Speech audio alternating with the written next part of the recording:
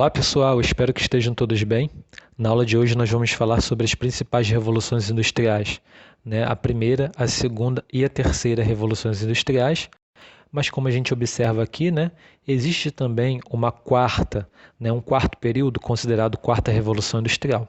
Nós temos aqui um pequeno resumo sobre elas, dizendo que a primeira foi a revolução da mecanização, da força hidráulica e da máquina a vapor.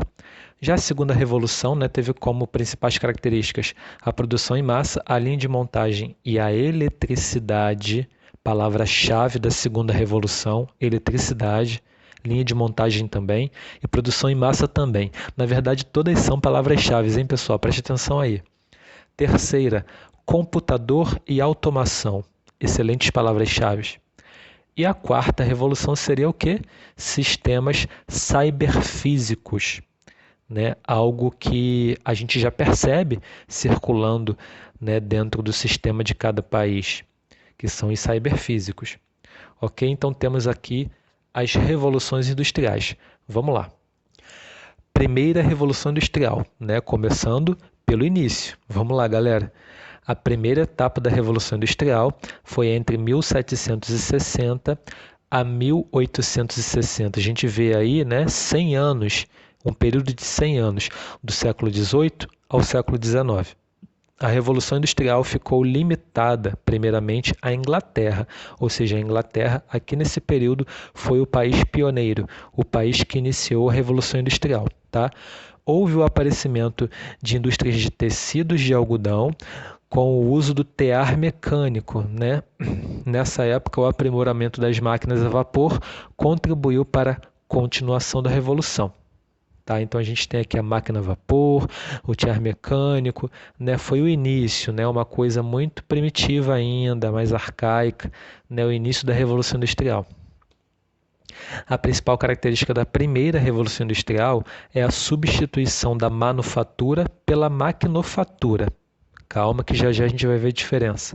Surgiram as indústrias, desenvolvendo-se especialmente a indústria têxtil, cuja produtividade aumentou devido à inserção das máquinas de fiar, o tear mecânico e a máquina a vapor. Como eu prometi para vocês, nós vamos ver as principais diferenças entre manufatura e maquinofatura, porque confunde. Vamos lá. Manufatura, apesar da utilização de máquinas ainda rudimentares, ou seja, ainda utilizando máquinas primitivas, muito antigas, a energia utilizada no trabalho ainda era humana ou animal, e a unidade produtiva era a oficina. Ou seja, tudo era feito em oficina e ainda a força humana ou animal era a principal locomotiva do sistema. Então, a força física aqui ainda era locomotiva, ou seja, a manufatura é muito primitiva, muito arcaica. O que existe de diferente do artesanato é a divisão do trabalho. Enquanto no artesanato, o mesmo trabalhador poderia dominar todo o processo produtivo, na manufatura havia uma especialização maior. Maior velocidade no processo produtivo se comparado ao artesanato, Porque o artesão ele trabalhava individualmente, às vezes dentro de casa, ele fazia o seu próprio horário, era uma coisa assim bem rudimentar. Aqui já existia uma certa organização, aqui na manufatura, o que permitia uma velocidade na produção dos produtos ali, tá? Agora na maquinofatura, é só lembrar de máquina, tá? Maquinofatura, a força humana ou animal é substituída como fonte de energia pelo carvão mineral. Opa, aqui o degrau já sobe. Aqui a gente já começa a modernizar. A força humana e animal fica para trás, não vai mais precisar disso. Agora a gente vai usar a energia liberada pelo carvão mineral, naquelas fornalhas, aquela coisa toda, das primeiras indústrias poluidoras, daquelas fotos que a gente observa na apostila. As máquinas também evoluem e são feitas com materiais como ferro.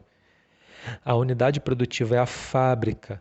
Ocorre uma divisão do trabalho e uma maior especialização no processo produtivo. A alienação do trabalho, considerada alienação do trabalho, porque aqui existe agora uma especialização no processo produtivo.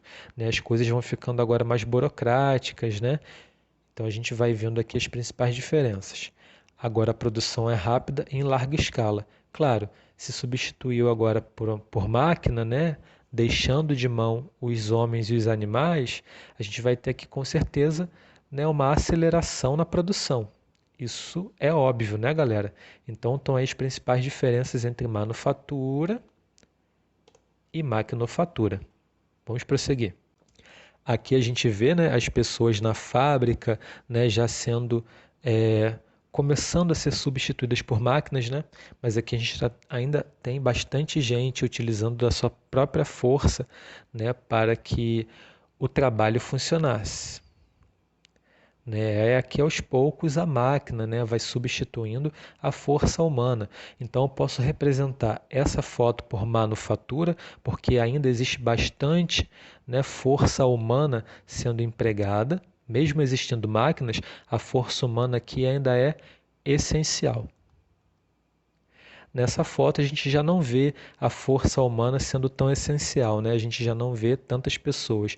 A gente vê uma máquina de porte maior, né, que já vai trabalhar por várias outras pessoas, né? Uma máquina agora faz o serviço de várias pessoas. Então aqui é a maquinofatura, ok? Manufatura, maquinofatura. E dentro desse sistema a gente vai ver também a diferenciação entre Taylorismo e Fordismo.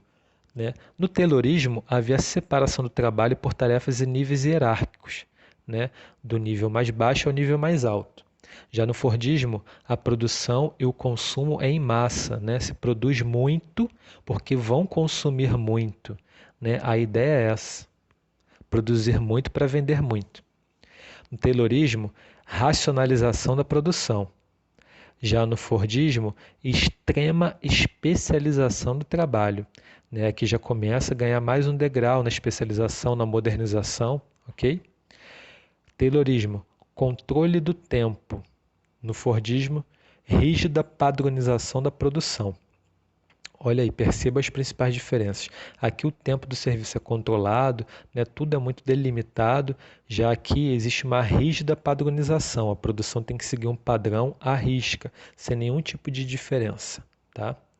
Do que foi estipulado. No Taylorismo, estabelecimento de níveis mínimos de produtividade, ou seja, vai produzir o mínimo necessário. Já no Fordismo, linha de montagem, pelo contrário. Não existe uma linha de montagem para produzir em grande escala, porque, lembrando, grande produção, grande consumo. Produzir para vender muito. Essas são as principais ideias do Fordismo. Ok, pessoal?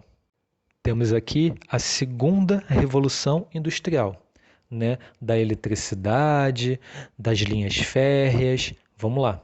Iniciou-se na segunda metade do século XIX, entre 1850 e 1870, e foi só terminar depois da Segunda Guerra Mundial, né, que termina, a gente sabe que em 1945, envolvendo uma série de desenvolvimentos dentro da indústria química, elétrica, de petróleo e de aço. Ok? As principais características, nós temos essas na tela, né, destacando principalmente, né, o período de grandes invenções que revolucionaram a medicina, a eletricidade, os meios de transporte e as guerras também, né? A indústria bélica, né, que vai oferecer, né, para as Forças Armadas tudo de necessário, teve aqui um grande valor, né, uma grande atenção na segunda revolução industrial, né, e o surgimento dos Estados Unidos como grande potência econômica mundial, né, coisa que funciona até hoje, gente. Então a gente sabe que os Estados Unidos ele vai iniciar como grande potência aqui durante a segunda revolução industrial, né, e também houve o que? A utilização dos motores a combustão, o uso do petróleo como combustível. É aqui que o petróleo vai ganhar, né, fama, espaço no cenário econômico mundial. Sabemos que o petróleo aí até hoje é um divisor de águas, né? Até hoje é utilizado aí como ouro negro, né, do momento, favorecendo aí as economias mundo afora, ok?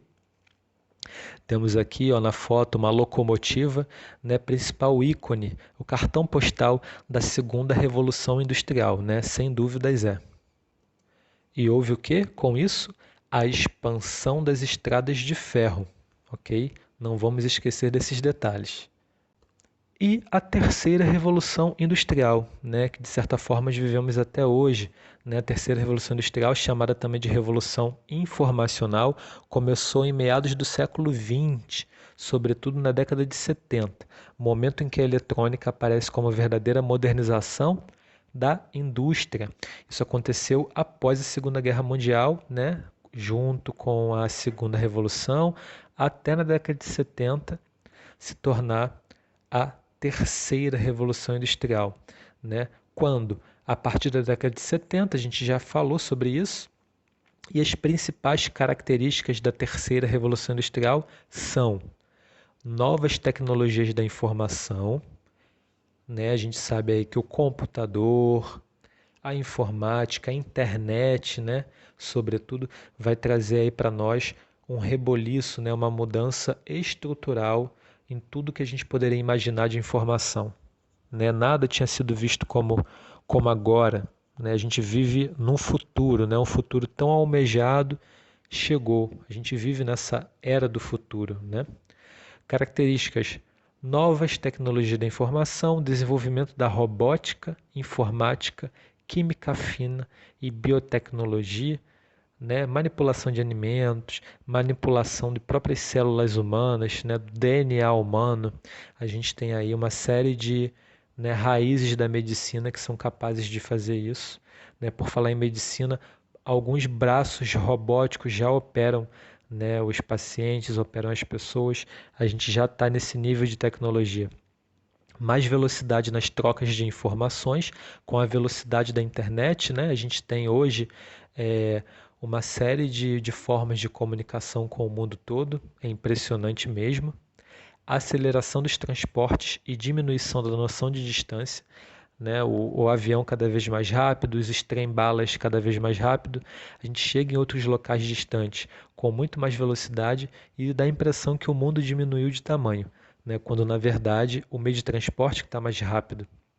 Interconexão dos lugares em tempo real, né? Você fala com uma pessoa do outro lado do mundo por chamada de vídeo, ou seja, por chamada de voz mesmo, né? Você se comunica pelo WhatsApp instantaneamente. Isso é o principal foco aqui da interconexão dos lugares em tempo real, né? Ao mesmo tempo. Expansão das empresas transnacionais, né? Hoje, cada empresa possui filiais, né, no mundo todo, havendo agora uma forma de comunicação, né, além de cultural, econômica também com o restante do mundo. As grandes empresas têm filiais pelo mundo todo, né? As grandes empresas sim. E substituição do trabalho humano por máquinas ou sistemas robotizados. A gente sabe que isso já gerou o êxodo rural, onde populações das zonas rurais, né, da roça, teve que ir embora porque perdeu seus empregos para as máquinas, né, e vieram para as grandes cidades. Isso é um ícone da década de 70 para cá, mas hoje em dia, né, a substituição do trabalho humano está indo por todos os setores, né? A gente vê aí a robótica, né? Não só a robótica também, como outras formas de tecnologia ainda mais sofisticadas estão aí ganhando espaço e fazendo coisas que o próprio ser humano faz ou fazia. Não é mesmo, pessoal? Então, assim, a aula fica por aqui. Eu espero que vocês tenham gostado, né? Sobretudo entendido. Qualquer dúvida que ainda permanecer, coloque no post, entre em contato comigo. A gente se encontra numa próxima aula.